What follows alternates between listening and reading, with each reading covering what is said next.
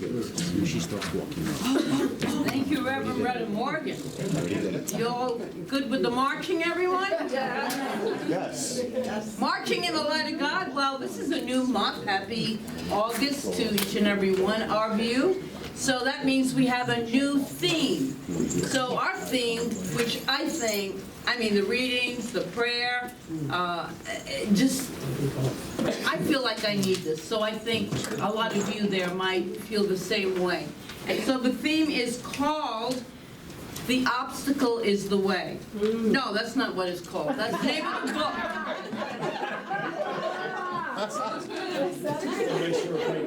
From challenges to empowerment. That's better. The name of the book is called "The Obstacle is the Way." And it's a really fabulous book. We'll have a few copies in hardback next week for sale because you're going to love the book. And next week and the week after and the week after that, we are going to really deepen into shifting from what feels like a challenge and to see it differently, to be with it differently. And so this whole month we are turning, for the whole month we are turning an impediment or challenge into a chance for greater improvement or empowerment in our lives. And we're turning an obstacle into an opportunity to grow bigger in God. A misfortune into good fortune. And we are turning a complication into conscious expansion. You're going to love this whole month. I love it anyway, so I'm speaking for all of you. In the description of the theme, that if you read our newsletter, how many read our newsletter? Okay, very good. You'll see that there's an opening paragraph in there, an opening that I fill in, and I talked a little bit about this book, and I said, bring your biggest challenge to the table this month, and let's turn it around, because that's what it's all about, turning it around. And that's my invitation for this month, and I invite you to have something in mind. It's good to, well, you can have a couple. I was really thinking, well, maybe this one or this challenge, but then I got a challenge that got my attention. So I'm going to be focusing on that for the whole month, and I invite you to find a challenge or two if you want that you can really turn around and see the good in it. Because we're going to have a real you're going to have a real life situation that we can shift from being an impediment to a place of empowerment. From an obstacle in your path to an opportunity for you to see who you really are. From what you currently see as misfortune into that good fortune, in fact, great fortune. Why not? From complication into a real, true expansion in consciousness. And consciousness is where we connect to the divine. And so, absolutely, without a doubt, we have the ability to do this. Sometimes we don't think we do, but we do. And in the words of the religious science founder, our beloved Dr. Ernest Holmes, because I love his work.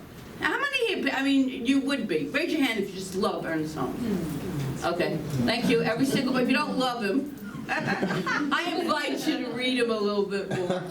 Because he's talking truth, and truth is truth. So he wrote this in How to Use Science of Mind. And this is a compilation from a couple of pages. He said, we know that conditions are not things in themselves. We know that all conditions are fluidic. They flow in and out, back and forth with thought. We convert the condition into states of thought, and bringing a higher inward awareness to bear upon them, convert them into new conditions. No matter how impossible, he says, any situation may seem, or how difficult the solution of any problem may appear, we hold to the idea that spirit has no problems. There are no impossible situations. And that's what we are holding in our truth. This month, we will know that spirit has no problems. Spirit has no problems. It's the truth, and it's really reassuring for me to really deepen into that. So I invite you to deepen into. There are no impossible situations in divine mind. And when we bring a higher awareness to bear upon them, we convert them. We turn them into something else, something that serves us. Everything that takes place in our life is to teach us a lesson. And you might say, I don't want any more lessons. But you're going to get them. They're going to happen. Sorry, that's the whole human evolution. That's what we do. We go in and out of problems. But the book that I'm using is by Ryan Holiday. And he talks about moving from an impediment to empowerment and how it is a discipline. And there's 3 steps to it. And we're going to really get on each step each week. Number 1, it begins with how we look at our specific problem, our attitude or approach. Second, when it moves to the energy, then it moves to the energy and creativity with which we turn them into opportunities. We do this within ourselves. Finally, it concludes the cultivation and maintenance of an inner will that gives us the strength and fortitude to handle whatever life gives us. To know that life does not happen to us, it happens for us. That's huge.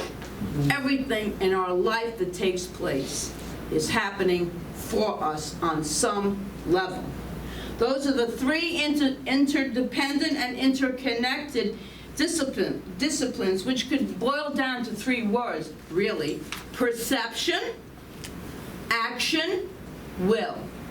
So we're going to explore each one this month. And today, the exploration is about perception.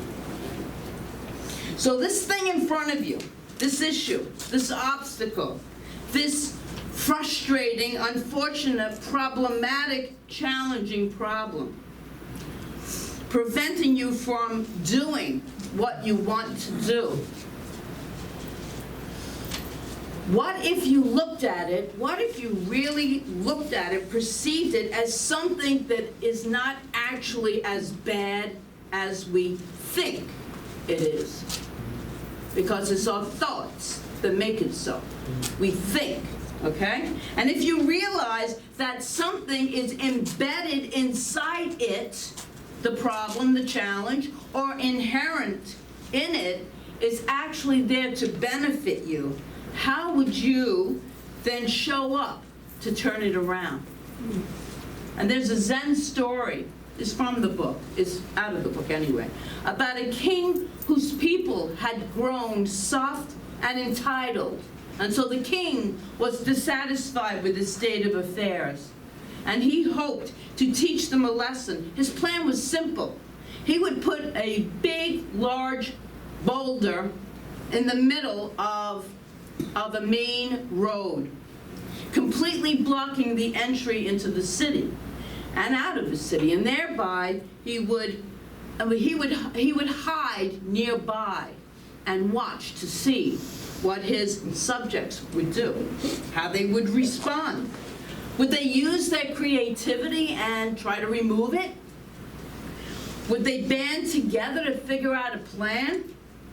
Would they stick with it until the boulder moved? Or would they get discouraged, quit, and return home?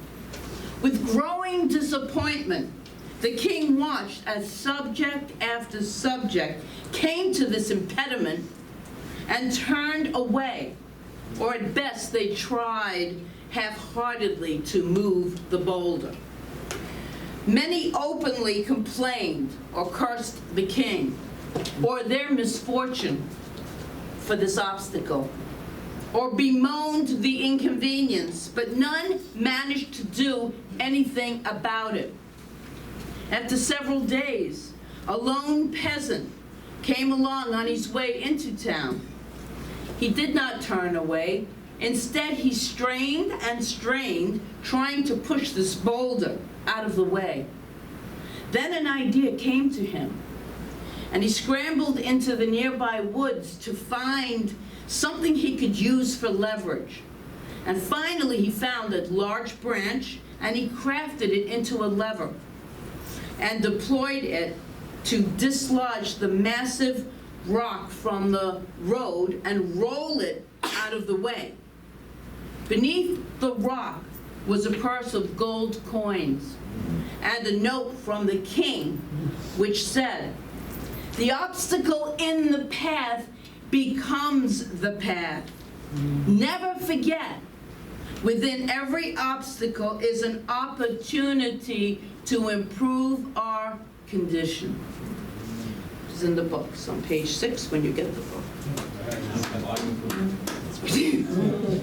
Wherever we face a challenge, whenever we face a challenge in our lives, what seems to matter most really is not what matters most. Let me say that again. What seems to matter most is not what matters most.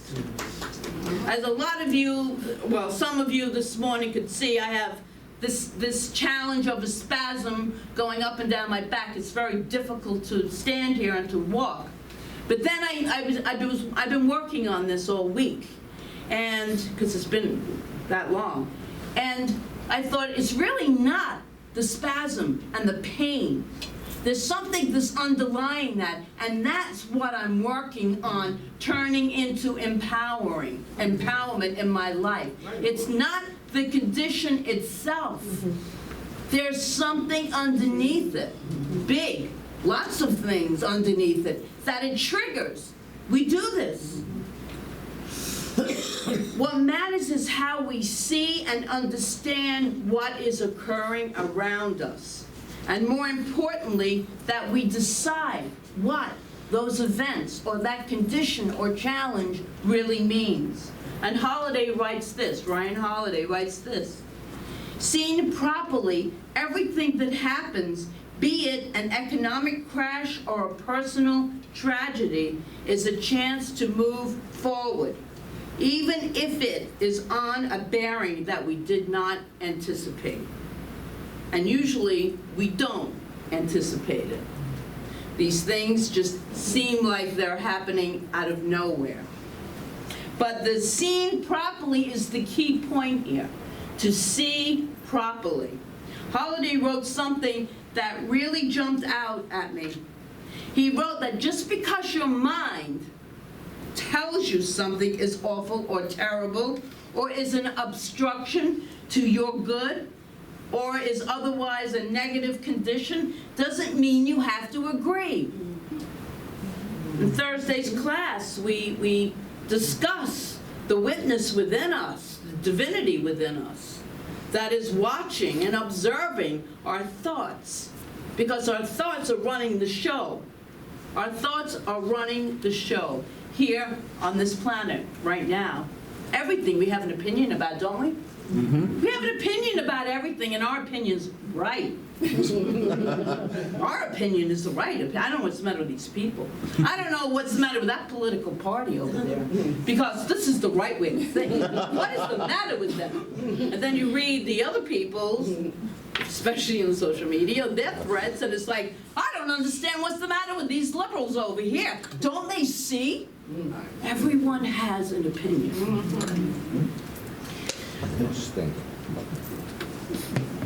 And likewise, just because other people say that something is hopeless, if you got people around that tell you this, or crazy, or broken, or is in pieces, doesn't mean it really is.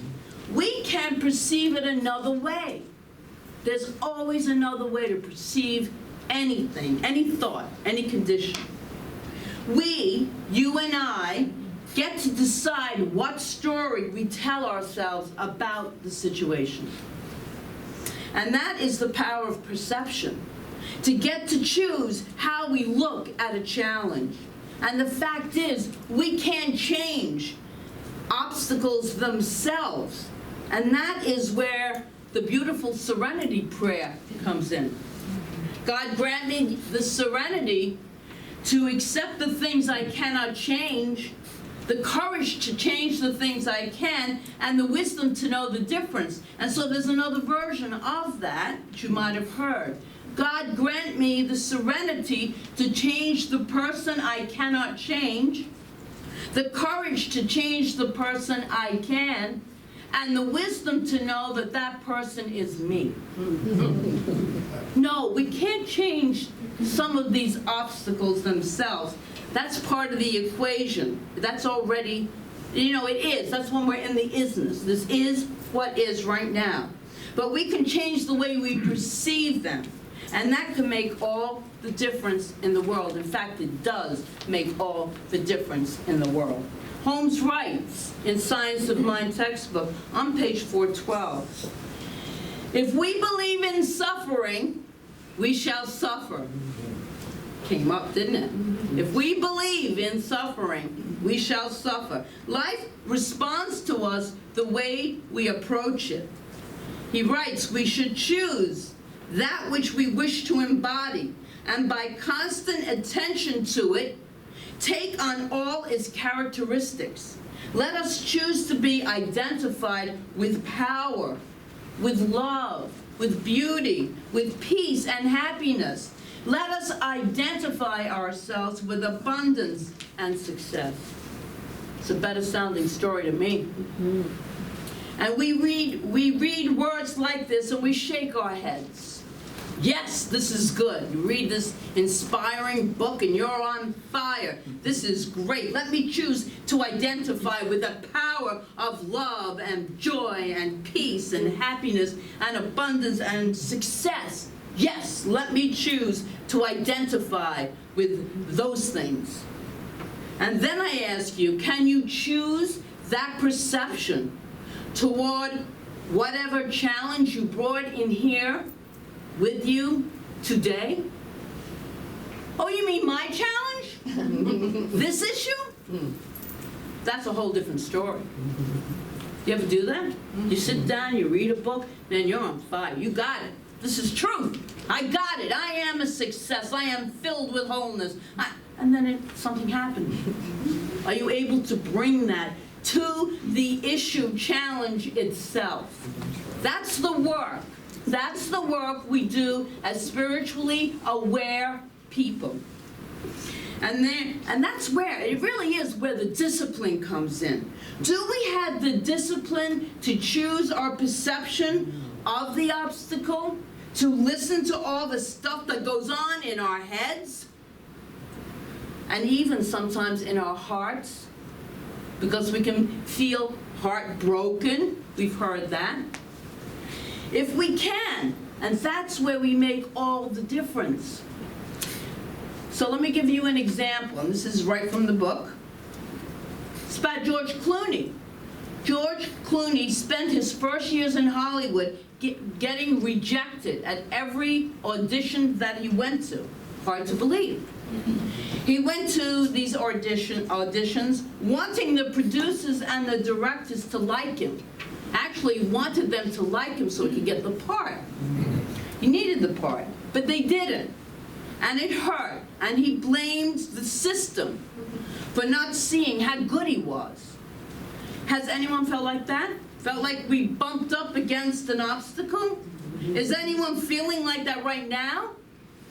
And you don't have to answer that, you can think it.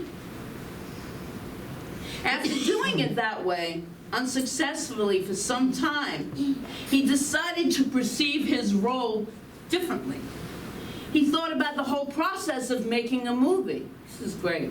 He thought, or a television series, the whole process of doing it, and realized that the casting is actually an obstacle for the producer as well. They want the next person to walk in who auditions to be the person they're looking for. he realized that the auditions then were a chance to solve their problems, not his. Now that's looking at the same obstacle from a different perspective. So he decided to be their solution. So good. He wasn't going to be someone groveling around for the part to play that role. Rather, he would walk in as someone with something good to offer, something special. He was the answer to their prayers. I love this. He was the answer to their prayers, not the other way around. And that was when he began projecting this kind of attitude in his auditions. And not exclusively his acting skills, but he was there because he was the man for the job. That's what he started thinking. And he understood that the casting director and producers were looking for a specific role, and that he would deliver it in each and every situation, in pre-production, on camera, and during the promotion. That difference of perception within George Clooney made all the difference. His obstacle then became his way. It became what he started projecting. And so the question for us this morning then, around our current issue, challenge, obstacle, whatever it is this: what can you change and what can't you? You can change your perception, which is a combination of thoughts, judgments, emotions, approach, creativity, attitude, desires, decisions, determination. That is your playing field, so to speak. Everything else is fair game. But what you can't change is everything else. It is what it is. The economy, the circumstances, other people's opinions, other people's decisions. You can't control trends, disasters, etc. Knowing what we can control within our own lives. And there's one important factor here, and it is also good, because it's also something you cannot change, and it's really a good thing. You can't change the fact that there is an infinite power of God's good that is standing at the ready to be expressed in and through and as you. This is a universal mind that has created you and is always giving to you and supports you in all that you do. And in that divine intelligence, which is God, the vast and more expansive energy, because God is this divine energy, it's beyond anything that we could ever comprehend. And the obstacle might be exactly what we needed at that particular moment and time in our lives.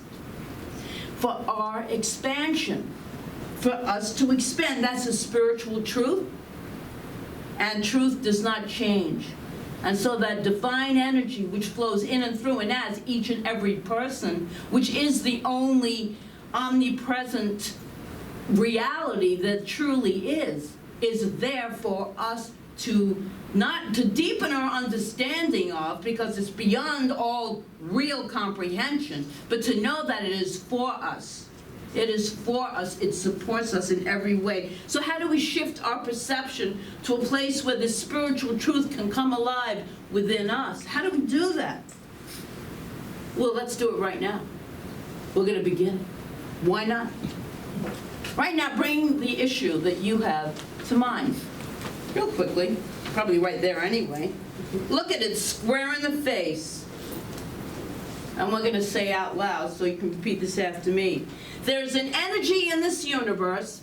There's an energy in this universe. Way bigger than me. Way bigger than me. The solution is here for me. The solution is here for me. Because I am the center. Because I am the center of the mind of God. of the mind of God. Right where I am. Right where I am Is the wisdom of the universe. is the wisdom of the universe. Answers to every question are accessible. Answers to every question are accessible. Because right where I am, God is. Because right where I am, God is. I know this obstacle is the way to my good. I know this obstacle is the way to my good. No, my great fortune. No. No, my great fortune. So it's not a good fortune, it's a great fortune. And so we have spoken the word, and I declare it is truth, and so it is. And so it is. Thank you.